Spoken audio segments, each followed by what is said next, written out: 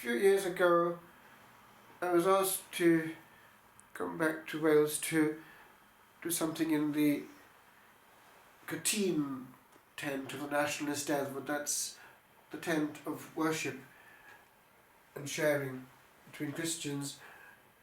And it was not too far from where we are here, because it's just opposite Ireland in the north. And it was an interesting experience because there was a lot of prayer and worship there in the air.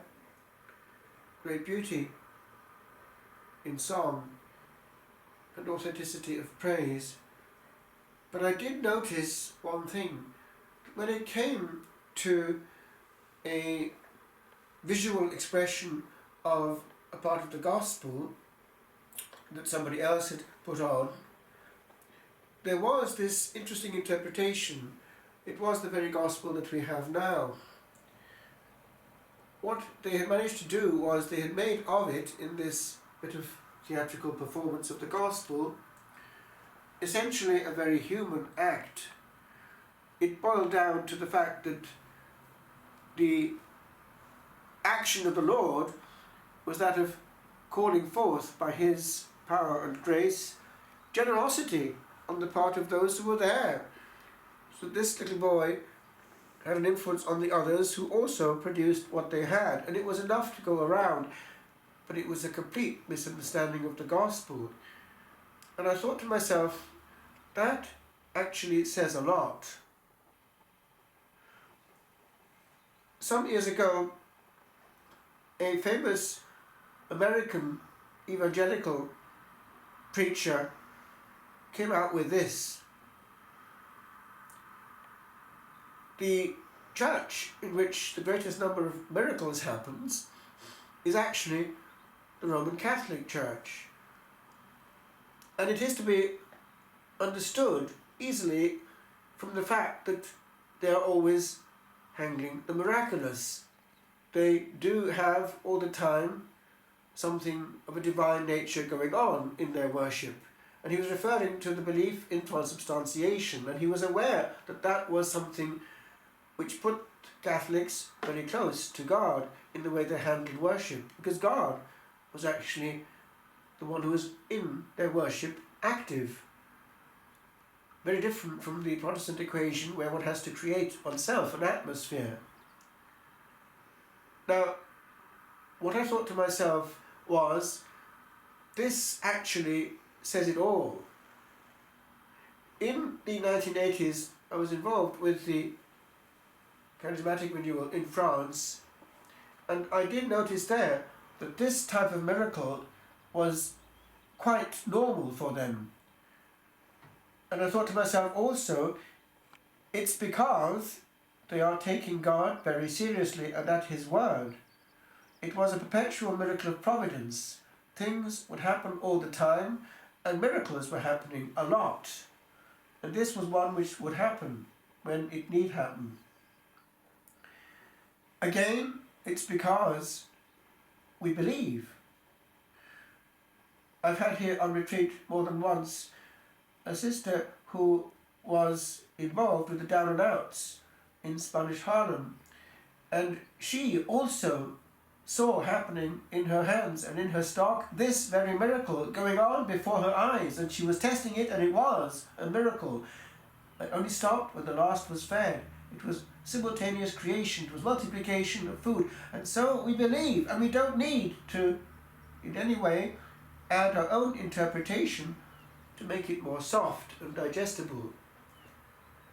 After all, this miracle also has, as in many miracles in St. John, a sign effect. It means something deeper.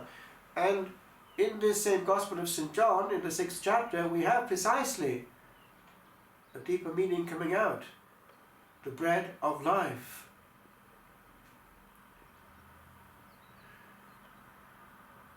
We have, therefore, power in our hands. It's sometimes dramatic like that, but usually it doesn't need to be that dramatic, but needs to be also read and seen and recognized. How many times in this hermitage have I seen that kind of thing happening? It's actually a perpetual, ongoing miracle. I never ever have to buy food. That's been going on for years.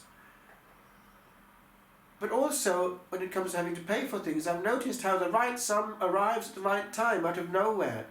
And that is, not dramatically, but essentially, the same power and wisdom combined in what we call providence. But it's divine providence. God is power. God is care. And we worry just in case he can't quite manage.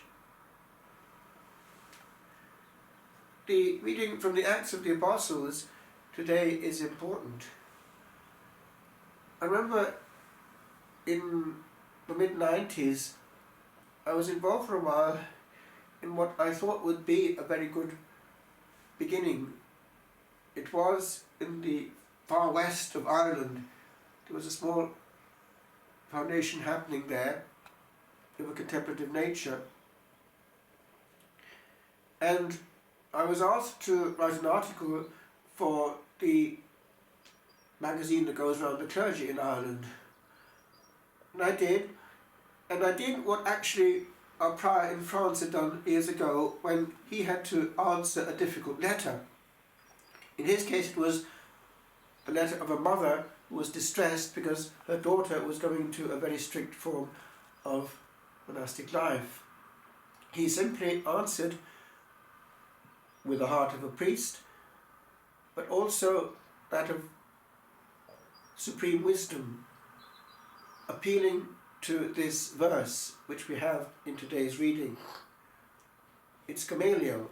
He's wise, and he stands up to his own and says more or less this: stand back. If this is from God, there's no point in trying to demolish it. You might even find yourself working against God. If it is not, it will collapse of its own accord. And so this was essentially what I wrote about that. And I thought it was actually going to work. But then, looking back, I see that for something to work, it has to be very solid, both on the human level and on the divine. One can't run more quickly than the Holy Ghost. And today I found in my notes things which I translated from the French. There is one in the Purgatory manuscript which goes into this as it happens.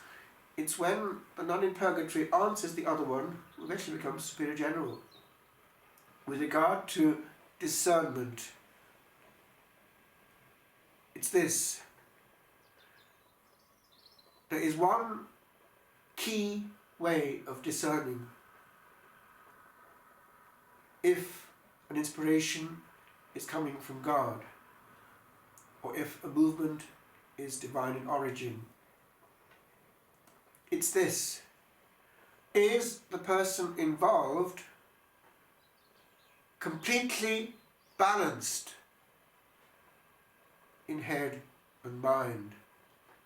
It's therefore partly human, but also partly divine.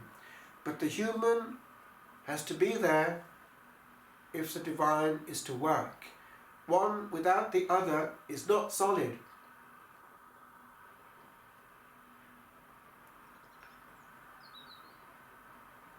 St. Teresa of Avila, actually, if she had the choice between an erudite priest and a holy priest, instinctively knew that the erudite priest might actually be safer.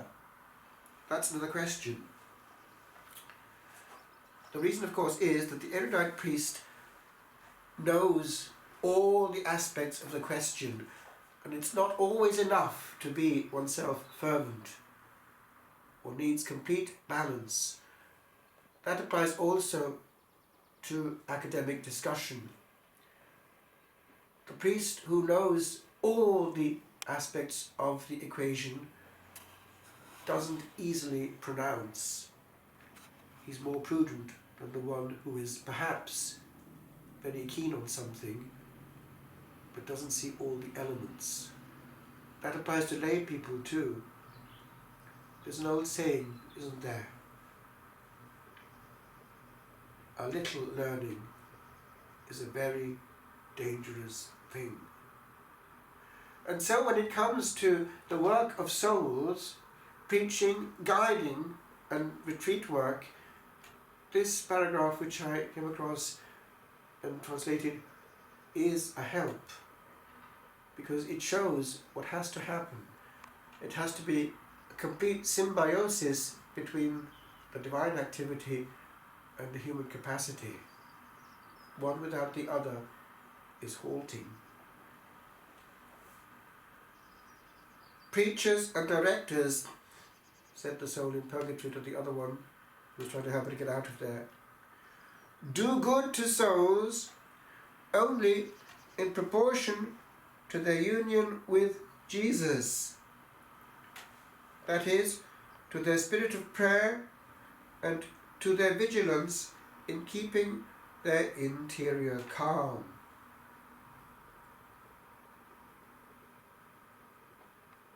In holding the eyes of their soul open and ever fixed on Jesus, ready to do anything,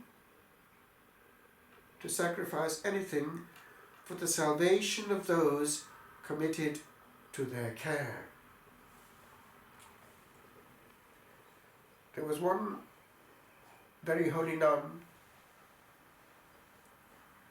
Blessed Consolata Petrone, who was given this teaching by the Lord directly. A great mystic she was, living around about the 1930s when she had these communications, and it was this: there was one fault that the Lord would not tolerate in her soul, and that was that of losing her calm. Abbiamo nella prima lettura la figura di Gamaliel che non collabora con gli altri esperti, ma chiede che si eserciti un po' di prudenza. Indica che se una cosa è da Dio non serve di lottare contro, se invece non lo è cadrà da sé. E si vede questo. Quando c'è una nuova fondazione, uno deve vedere se gli elementi umani e divini sono in simbiosi completa o no. Anni fa ho tradotto il manoscritto del Purgatorio dal francese e c'era questa indicazione data dall'anima della suora defunta. Il discernimento si basa su una cosa essenziale. Se c'è sì uno nella persona che sta affondando o avendo un'intuizione, ispirazione, un equilibrio psichico e umano. Se non c'è, è dubitoso che sia autentico. Una testa solida. Per quanto riguarda il Vangelo, i protestanti moderni spesso, almeno quelli classici, non quelli carismatici o evangelici, che sono più fedeli spesso al Vangelo stesso nell'interpretazione letterale, hanno tendenza a dire questo, che questi miracoli tipo moltiplicazione di pane sono dovuti a altri fattori, che tanti hanno trovato pezzi di pane e hanno dato quello che avevano. Invece noi che abbiamo sempre tra le nostre mani il divino, sentiamo no, deve essere vero. Io ho visto ai carismatici in Francia negli anni 80 che questi miracoli si facevano, si credeva in Dio e Dio operava. Anche qui c'è un miracolo perpetuo, perché tutto arriva nell'ermitaggio. Da anni è sempre così, e quando c'è una somma da pagare arriva così, ex nihilo, spontaneamente. un gran predicatore evangelico americano ha detto qualche anno fa che la chiesa in cui si trova maggiormente i miracoli sono infatti la chiesa e la Chiesa Cattolica Romana, e spiega così: loro hanno sempre nelle mani il divino.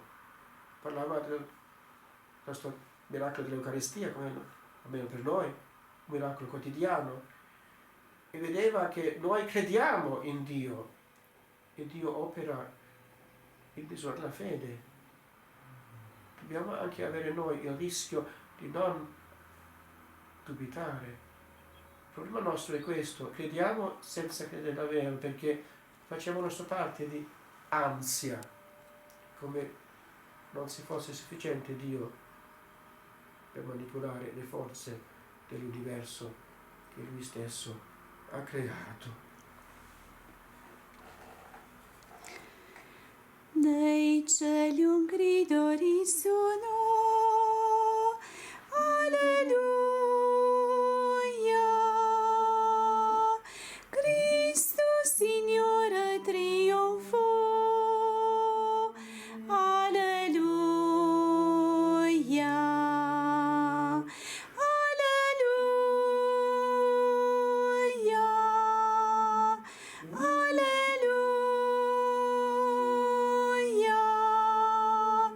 alleluia.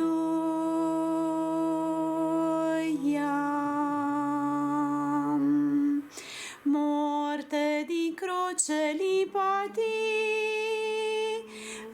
alleluia, ora su cielo risalì, alleluia, alleluia, alleluia,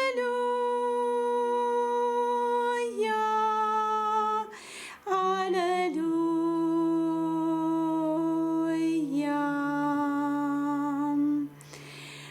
Lode per l'eternità, alleluia,